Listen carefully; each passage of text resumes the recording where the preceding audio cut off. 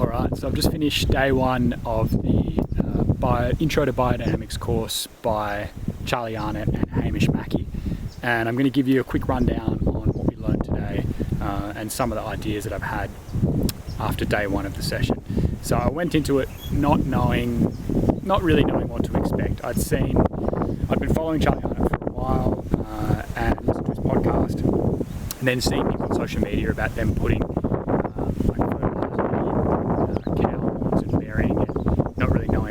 what that meant, but also knowing that biodynamics and regenerative agriculture was something that I wanted to learn about.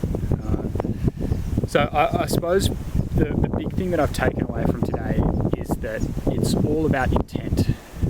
And sure, you put cow manure and you make fertilizer and you put that in a cow horn and you bury it for 3 months, and then it creates this really potent fertilizer that you can spread across your land, and it's an alternative to using pesticides, and it's something that actually fertilizes the soil, makes the grass grow better, and produces better feed for animals and better crops.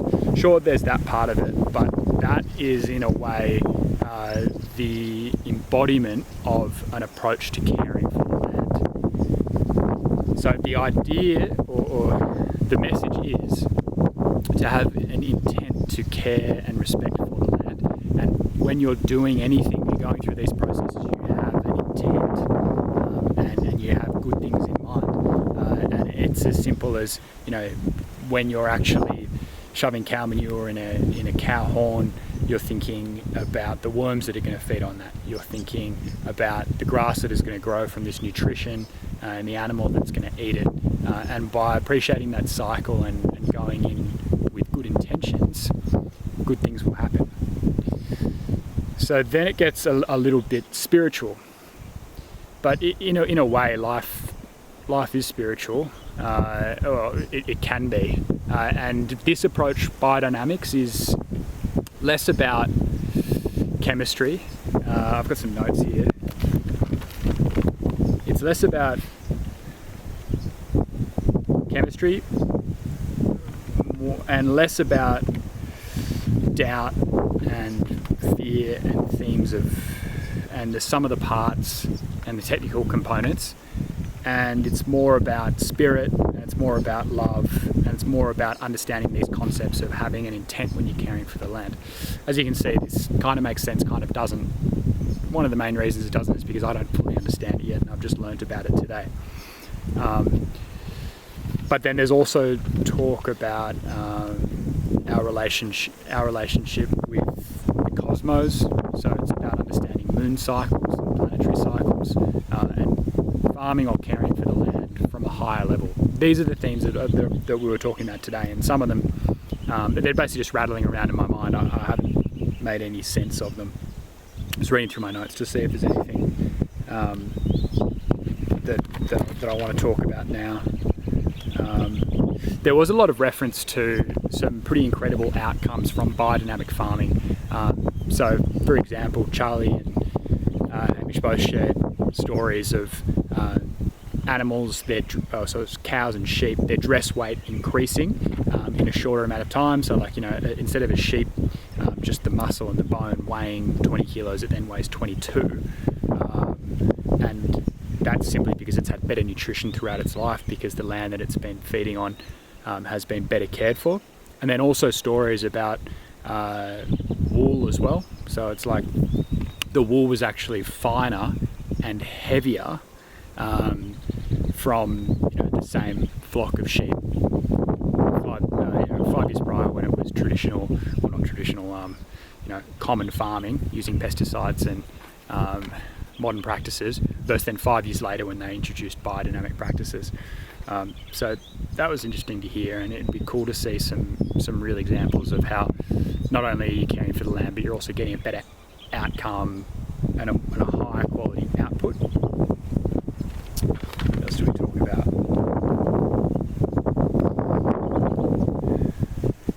Similar to that, we talked a bit about plants losing their food value. So as soil deteriorates, we might still be able to get a similar sized crop, but the actual nutrients that you're getting in that same, say, corn or tomato are not what they once were.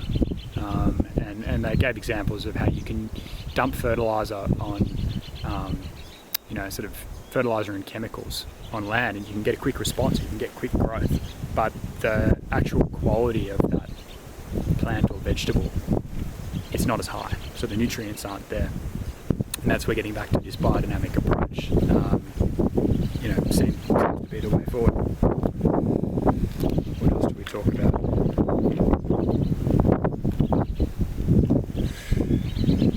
Yeah, so talking about spirituality a bit more, one of the books that Hamish recommended seemed quite dry. It was talking about central banking. I can't remember the exact title of it. And I asked him a question. I said, what does this book about central banking have to do with biodynamic agriculture? And he explained it to me, and some of it kind of sunk in. But he was explaining that if you have... Basically, life should be broken into three kind of key areas of economic, social, and philosophical. But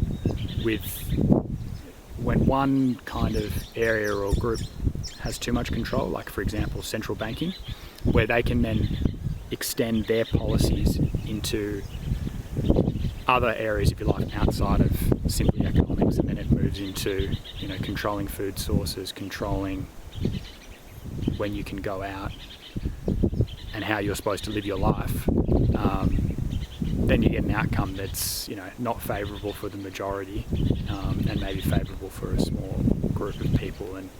And biodynamics in agriculture is kind of like a visual representation of this philosophy. Again, it doesn't completely make sense because I don't fully understand it, but I'm sort of rolling around these ideas in my mind so far. And then, absolutely one of the coolest things about doing this course is the people that you will meet, or the people that I've met today. So I'll just talk about a few of them.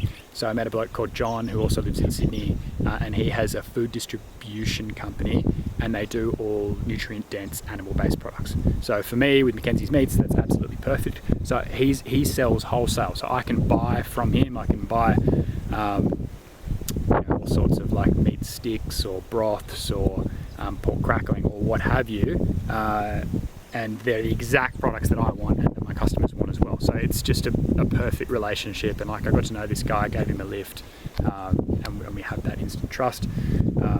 Spoke to a cool guy called Rob who farms grass-fed organic Wagyu beef. So I thought that Wagyu could only be fed grain, and that it was only ever reared for that real marbled look.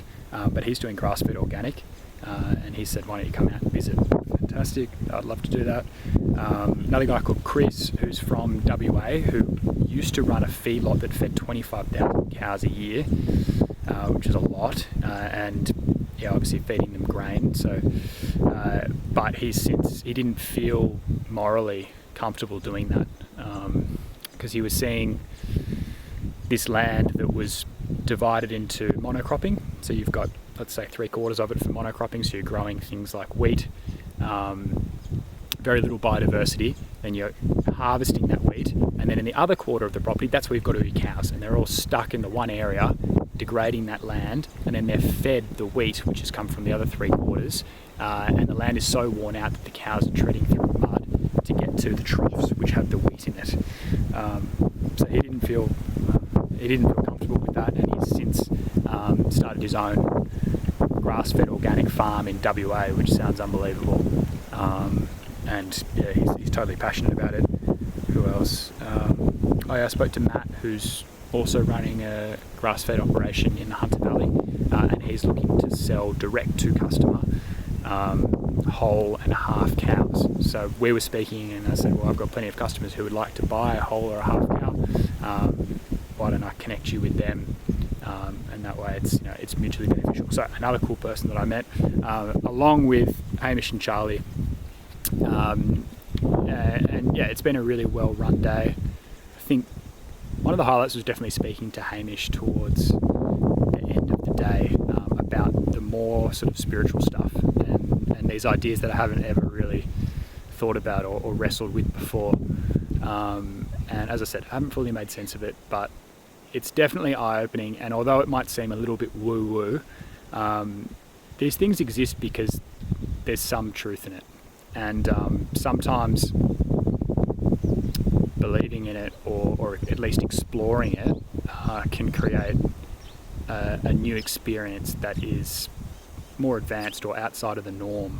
And it's uncommon knowledge, and that's a key point. It's uncommon knowledge. It's not what everyone knows. It's not what's necessarily taught in schools or taught in the mainstream, and I find that that's where the best information is generally. So yeah, it's been a great day. Thanks for listening to this rant, and I'll give another review. So it's a 2-day course. Tomorrow is the second day, and I'll talk through what I learned tomorrow. Hopefully I've got a few more congruent thoughts. Yeah, we'll see.